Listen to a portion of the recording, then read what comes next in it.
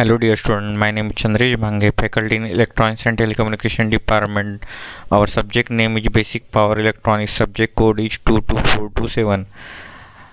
Today's chapter name is Thyristor Family Devices and topic name is Power Transistor.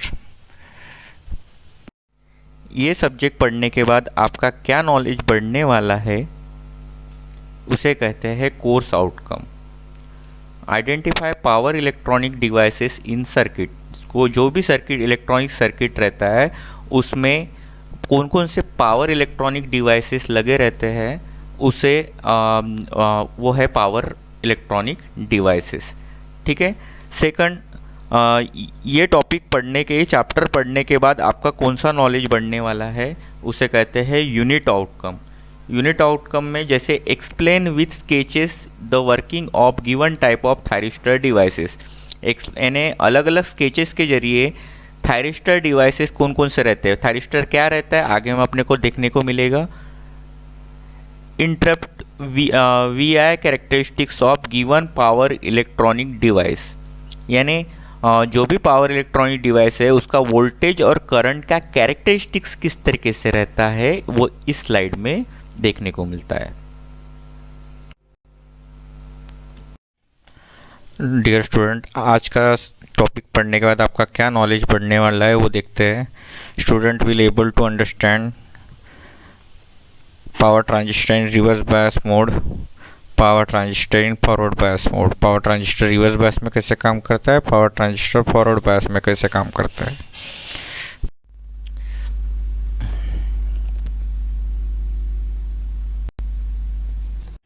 Dear student, आज के topic का नाम है power transistor. ये आपको पावर ट्रांजिस्टर की डायग्राम दिख रही होंगी। इसमें तीन टर्मिनल होते हैं, एमिटर, कलेक्टर और ये बेस। ठीक है। यहाँ पे आपको दो लेयर देखने को मिलेंगी, एक लेयर, ये दूसरी लेयर और ये तीसरी लेयर, 3 लेयर है। तो यहाँ पे आपको देखना है n+p n-n।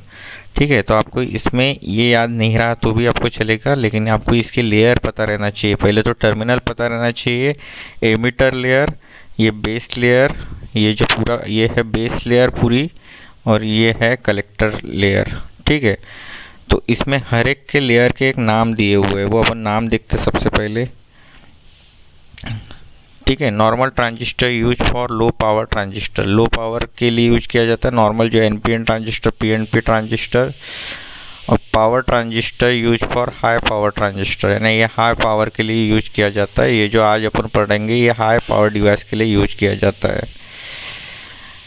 तो सबसे पहले हर एक लेयर की, ये एक लेयर हो गई, ये दूसरी लेयर हो गई, ये तीसरी लेयर हो गई और ये चौथी लेयर हो गई। तो 4 लेयर अलग अलग इसके नाम होते हैं। तो ये एमिटर से ये लेयर कनेक्टेड है, इसलिए इसका नाम होता है, आपको याद रखना है, ये एमिटर रीजन हेवीली डोप होता है। ये आपको याद रखना है, हेवीली डोप, ये हाईली डोपिंग होता है, यानी इसमें जो इम्प्योरिटी मटेरियल ऐड किया जाता है वो हेवीली किया जाता है, और इसका नाम है एमिटर रीजन, क्योंकि ये एमिटर से कनेक्टेड है। एमिटर से कनेक्टेड है इसलिए एमिटर रीजन, और ये हेवीली डोप है, इसमें हेवीली मटेरियल ऐड किया जाता है।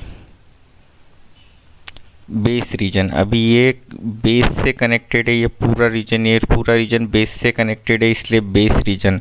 और ये इसमें जैसे हाईली डोप था, ये मॉडरेटली डोप, यानी मीडियमली, इसमें मीडियम में एकदम ज़्यादा भी नहीं और एकदम कम भी नहीं मटेरियल इसमें ऐड किया जाता है। एक है कलेक्टर ड्रिफ्ट रीजन। अभी ये 2 रीजन जो है वो कलेक्टर से जुड़े हुए हैं, यानी ये कलेक्टर रीजन, इसे कहते हैं कलेक्टर रीजन, और ये होता है कलेक्टर ड्रिफ्ट रीजन। ये आपको ये वर्ड याद रखना है, ड्रिफ्ट। तो कलेक्टर ड्रिफ्ट रीजन, और ये लाइटली डोप होता है, जैसे ये हेवीली हो गया, ये मीडियम हो गया, और ये लाइट, एकदम कम मटेरियल इसमें डोप किया जाता है, ऐड किया जाता है। और ये है लास्ट कलेक्टर रीजन, यानी कलेक्टर से जुड़ा हुआ है, यानी कलेक्टर रीजन, और ये फिर से हेवीली डोप होता है, यानी हाईली इसमें डोपिंग होता है, मटेरियल ऐड होता है। तो इसमें एक बार फिर से रिवीजन करते हैं। ये एमिटर से जुड़ा हुआ है इसलिए एमिटर रीजन, ये बेस से जुड़ा हुआ है इसलिए बेस रीजन, और ये कलेक्टर से जुड़ा हुआ है इसलिए कलेक्टर रीजन, और ये कलेक्टर से एकदम साइड में इसलिए कलेक्टर ड्रिफ्ट रीजन। ये ड्रिफ्ट वर्ड आपको याद रखना है। उसके बाद ये हाई, मीडियम और लो, फिर से हाई, तो ये आपको हाईली डोप का मतलब होता है जिसमें कितने मटेरियल ज़्यादा से ज़्यादा इसमें डाले गए, डोप मिक्स किए गए, ठीक है। तो इसमें हाईली किए गए, इसमें ना ज़्यादा ना कम, यानी मॉडरेटली, इसमें एकदम कम और इसमें एकदम से हाई मटेरियल इसमें ऐड किया जाता है। Hello dear students, power transistor actual में कैसे दिखता है, ये आपकी इसकी चार डायग्राम है। ये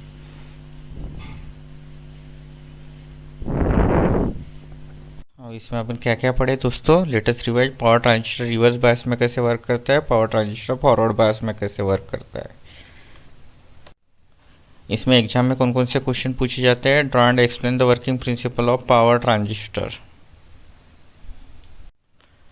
थैंक यू दोस्तों।